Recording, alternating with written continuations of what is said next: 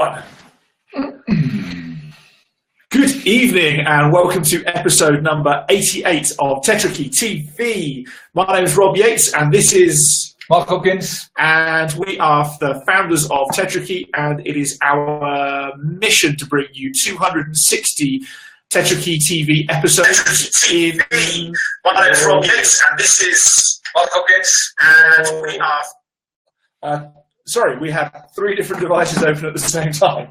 There's technology gone wrong. And we're experimenting with new things at this point in time to try and make what we do better. And I guess that was a fail. That was entertainment. So it's our mission to bring you 260 Tetrakey TV episodes in 2017. What's really jumped out for me is we're almost at 90 out of 260. That means we're getting pretty close to a third of the way through the year. And what I'm really curious about is how are people, how are they doing against their goals? Have they achieved a third of what they wanted to? Are they on going down the ski jump and about to launch off and take that big jump and hit most of their targets in the next few months?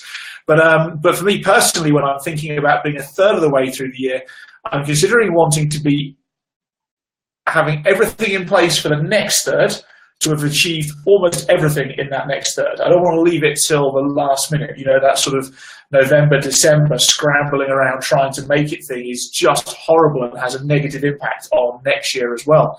And really leads us into tonight's topic, which was from Mark introduced last night, was that if I finish off this year in a massive scramble, it screws up my flow for 2018.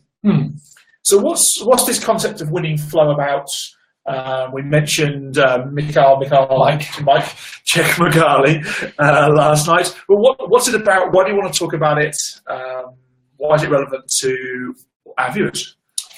So I want you to think about a time when you are in an environment, or it could be a work, it could be a personal, it could be any situation where you're feeling challenged, where you're about to undertake something that is out of your comfort zone. It's something new. It's something that's going to test your capabilities like they've never been tested before. So some people, they get very nervous around public speaking because it's something that's challenging them to step out of the ordinary. So to summarize a very long piece of work and a fantastic book, you've got to think about a spectrum between challenge, and then you've got to speak an axis around challenge and an axis around capability. And if you think of the axis doing that, so that's the axis there. If you think about challenge going across this axis, and you think about capability going up and down, if you think about something that is a very simple challenge for your level of capability, so maybe it's something as I'm 30-something and someone asked me to ride a bike. That's not very challenging. Well, okay, it's not very challenging for me to ride a bike. In theory. If we start putting hundreds of kilometers on it, then it becomes a different ballgame. But if you just ask me to ride a bike from here to 100 meters away, and you ask me to repeat that for days on hours on end, it's not very stimulating for me. Now, if you ask me to jump on a bike today and cycle from Johannesburg to Paris, I am going to be scared, bleep, because it's so far out of my capability at the moment from a fitness level that it's going to fill me with fear. You'd have to have a UN-coloured cycle helmet, you know, the blue helmet. Just seen that. A few more stories about UN. But it's the concept of getting an alignment between, and again, we're not talking about getting utopian alignment between challenge and capability. But if you think about a time when you are working on something, and you get into that state of mind where things just happen, you suddenly look up and you go, jeepers, where did those 2 hours go? That, in essence, is being in a state of flow. It's being in a position where you are intoxicated by the work that you're doing. You're stimulated by what you're doing. It is in alignment to what you are, what your competencies and capabilities are. And it's not that work becomes easy. Work becomes enjoyment. It becomes enjoyable. It becomes something that's in flow. So is it something like that experience where you get in your car and you leave work and you arrive home and you're like, how did I get here? And you can't remember how you got. You didn't crash the car. you didn't get any speeding fines, didn't get pulled over by the police, but you sort of got there, you drove amazingly well, and it just happened.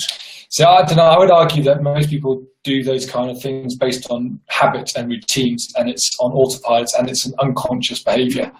Whereas flow is staying conscious. Flow is staying present. It is knowing what you are doing along the way, but it just becomes easy. It just becomes something that, it's like when, on the plane, when I flew up from Durban to Joburg on Monday, I wrote 4 blogs in 40 minutes. And it's purely because the topics I was writing about were just something I was passionate about, and something I was enjoying doing.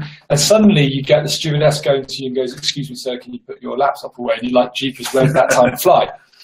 So, but I was conscious because I knew what I was writing about. I had a script I was in my mind, I was following as I was writing, I had a story I was trying to tell. So I was fully present and fully conscious. So I think the great thing about flow is you're present. So we get 2 different sorts of flow state almost. We get a negative flow state and a positive flow state. And we all know what the negative one is because we recognize it. Maybe you've had 10 sales meetings today and yesterday, and then everyone said no to you the whole entire time. They don't want to purchase. You feel shit inside, and we all know that feeling shit inside just projects more shit going forwards.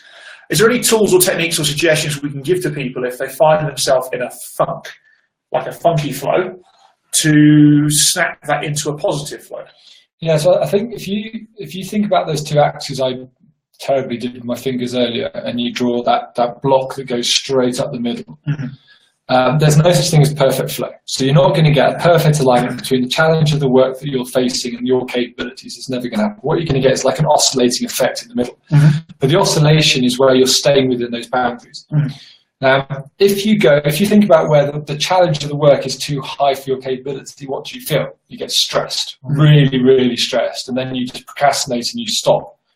Now, if you think about my example of riding the bike, if the challenge is too small for my level of capability, then you get bored. You make stupid decisions. Like when you're bored, what do? You make up stupid stuff and you have to do stupid things because you're bored. You're trying to steal stuff. So to answer your question, the first thing you need to understand is, what physiological state are you in? Are you in a state of stress? And are you in a state of stress because the challenge that you're trying to accomplish is too great from your capability? So maybe either you need to increase your capability through doing some sales skills and understanding how you're going to get better at selling, or do you look at your challenge and go, well, maybe going after a sales which is $5 million for my first sale might be a step too far for me. Therefore, I'm going to start off at $100,000 as a sales pitch, and then I'm going to start building as my capability goes up, then I can build my challenge up. So I go for that 5 million. And also our limiting beliefs, because our conscious mind might say 5 million, but our unconscious mind might go, "You're having a laugh, you've got to do something sensible first." And that's why you need to be in touch with your physiological state. Your physiological state will dictate to you where you are on that spectrum. If you're not in touch with that, then you're struggling. And it's interesting because you mentioned physiological state. What was one of the reasons why you went for a run when you got home this evening? I had a bit of a bad day today. So Mark had do you want me to share it? Mark had a gun pulled on him this morning as he drove to work, asking for his phone, and was in a bit of a shaken up. Wasn't a pleasant experience. Wasn't a pleasant experience. But why did you go for a run? What did that run give you that changed? Gave me that peace and that space to just get out there and just physiologically just reboot myself. So people always talk about the mind-body link, but that's a real practical example of how the pounding the pavement can help change the chemical balance in the brain to go from something that's a bit of a negative mind space to something where you're sat here now smiling and joking about it. Well, externally smiling about it, smiling. A glass of wine helped. A glass of wine, but it had an impact. It did. It definitely did. It had an impact. So a really practical tool, if you find yourself in a negative flow state, is to stand up, increase your heart rate or decrease your heart rate, depending upon where the heart rate is in that negative state, and do something in terms of physical exercise. Go for a walk, change your location, talk to somebody different, have if you've been drinking coffee, stop drinking coffee, or if you haven't been drinking coffee, start. But do something that's got a significant physiological difference to where you are in that negative space, and then notice what the positive outcomes are from that. Yeah, I think it's critical as a business owner, as a business leader, for you to build on what Rob said, is you've got to be observing those physiological states in other people.